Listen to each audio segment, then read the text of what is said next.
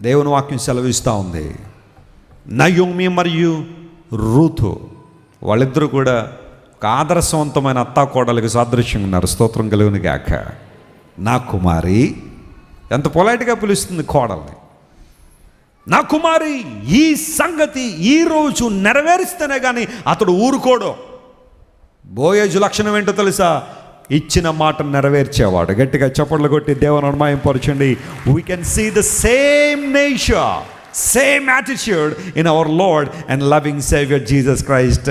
బోయేజే మాట ఇచ్చి నెరవేర్చడానికి అంత ఇష్టపడతా ఉంటే సృష్టికర్తన దేవుడు ఇచ్చిన మాటను తప్పిపోతాడా? నెవా. ఎప్పుడూ తప్పిపోడు. నువ్వు కంగారు పడాల్సిన అవసరం లేదు, నువ్వు బాధపడాల్సిన అవసరం లేదు. నా దేవుడు నన్ను మర్చిపోయాడని కానీ, నా దేవుడు నన్ను విడిచిపెట్టేసాడేమో అని కానీ, ఆయన నన్ను పట్టించుకోవట్లేదేమో అని కానీ, ఆయన నన్ను పట్టించుకుంటే ఈ కష్టం నాకు ఎందుకు వస్తుందని కానీ ఆ దేవుని మీద ఎప్పుడూ మనం నిందించడానికి వీల్లేదు. ఒకవేళ ఆయన చిత్తానుసారంగా, ఐఎమ్ రిపీటింగ్ అగైన్, ఆయన చిత్తానుసారంగా ఒక చిన్న శ్రమ నీ జీవితంలోకి వచ్చిన కొంచెం సహించు, ఎంతో గొప్ప బహుమానం దేవుడు నీకు ఇస్తాడు. హల్లెలూయా. పౌలు గారు బయలుదేరారు సువార్త చెప్దామని. ఎక్కడికో వెళ్దాం అనుకున్నాడు, ప్రభు ఆత్మ వెళ్ళనివ్వలేదు. సరే 2-3 సార్లు ఇబ్బందులు వచ్చాయి. వెళ్దాం అనుకుంటున్నాడు, పరిశుద్ధాత్మ వద్దంటున్నారు, దేవుని ఆత్మ వెళ్ళనివ్వట్లేదు. ఆ సందర్భంలో పౌలు అన్నాడు, సరే బాబు పడుకోండి, రేపు మార్నింగ్కి ఏదో క్లారిటీ వస్తుంది మనకి, వెళ్దామని. వెంటనే ఆ రాత్రి పడుకునేసరికి దర్శనం వస్తుంది పౌలు గారికి. మాసిదోనియా దేశస్థుడు ఒకడు నిలబడి తన దేశానికి రమ్మని పిలుస్తున్నట్టుగా దర్శనం వచ్చింది. మార్నింగ్ లేచాడు, మనం మాసిదోనియా వెళ్తున్నాం అన్నాడు. అక్కడ ఉన్న వాళ్ళని ఉంటారు, మాసిదోనియానా, ఇప్పటిదాకా అది ఇది అన్నావు, ఇప్పుడు మళ్ళీ మాసిదోనియా అంటున్నావు, అక్కడ ఎవరైనా తెలిసిన వాళ్ళు ఉన్నారా?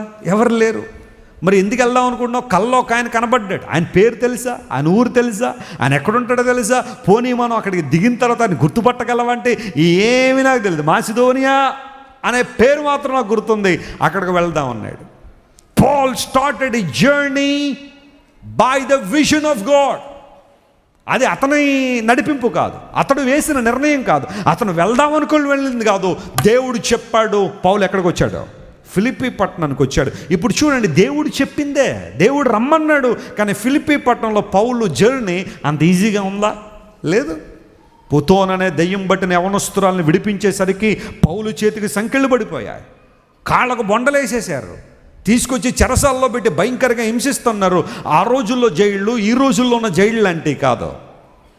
ఎంతో శ్రమ, కాళ్ళు చేతులు కదలకుండా పౌలు శీల ఒక పక్కన కూర్చుని వాళ్ళు పాటలు పాడడం మొదలుపెట్టారు. ఎప్పుడు? అర్ధరాత్రి. అదే సిచ్యువేషన్ మన జీవితంలోకి వస్తే ఏమంటాం తెలుసా? నేను మెల్లకుండా ఎక్కడికి వెళ్దాం అనుకున్నానండి. నేను ఎక్కడికి ఆసియా వెళ్ళిపోయి వాకింగ్ చెప్దాం అనుకున్నాను. ప్రభు ఏమో మాసిదోనియా అన్నాడు. ఇప్పుడు మా బట్టలు మాసిపోయినట్టుగా కొట్టారు ఇక్కడ.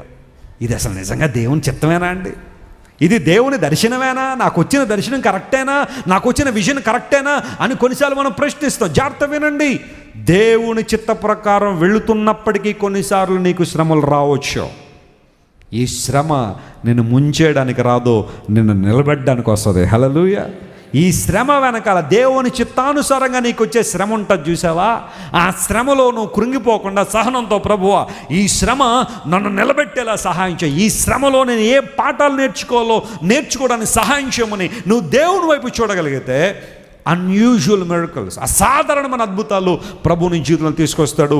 అందుబట్టే పదే చెబుతుంటాను, ఒక క్రైస్తవునికి వచ్చే శ్రమలో మారు వేషంలో వచ్చే ఆశీర్వాదాలు నమ్మిన వారు గట్టిగా చప్పట్లు కొట్టి దేవుని అనుమాయంపరచు. ఈరోజు నీ ఆఫీసులో ఒక సవాలు ఎదుర్కొంటున్నావా? నువ్వు దేవుని బిడ్డవనే. నీవు పని చేస్తున్న స్థలంలో నువ్వు దేవుని బిడ్డవని అందరూ నిన్ను నిందిస్తున్నారా?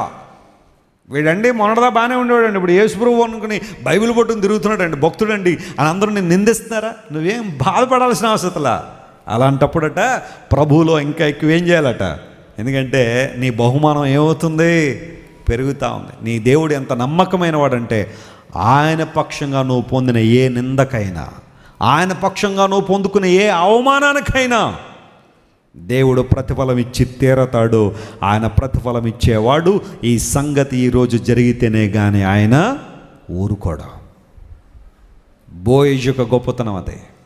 ప్రభువుని యేసుక్రీస్తు వారు అనేక సందర్భాల్లో ఇచ్చిన మాట ఆయన ఏం చేశారు చెప్పండి? మీరు ఇంతవరకు విన్న దైవ సందేశం మరియు దేవుని సేవకులు చేసిన ప్రార్థన మీకు ఆశీర్వాదకరముగా ఉన్నదని విశ్వసించుచున్నాము. ఈ సందేశాన్ని మీ స్నేహితులకు, బంధువులకు షేర్ చేయండి. మీకు ఏదైనా ప్రార్థన అవసరత ఉన్నచో మా ఫోన్ నంబర్లకు కాల్ చేయండి. దేవుడు మిమ్మల్ని ప్రేరేపిస్తే విశ్వాసంతో సాగుచున్న ఈ పరిచర్యను ప్రోత్సహించండి. మరిన్ని వర్తమానాలు, పాటలు వినుటకు జాన్ వెస్లీ మినిస్ట్రీస్ అను మా యూట్యూబ్ ఛానల్ను సబ్స్క్రైబ్ చేసుకొనండి. ప్రభువైన యేసుక్రీస్తు కృప మీకు తోడైండును గాక.